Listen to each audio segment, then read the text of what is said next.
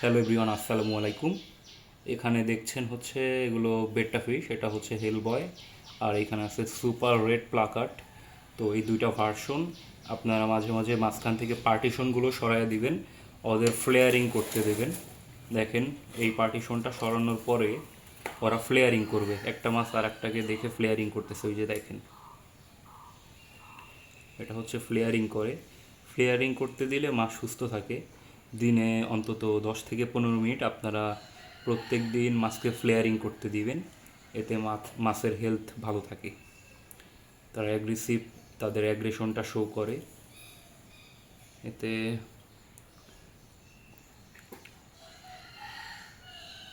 মাছের ইমিউনিটি এবং body structure আরও ভালো, কালার গ্রো হয়, বিভিন্ন দিকে সহযোগিতা করে। ধন্যবাদ সবাইকে।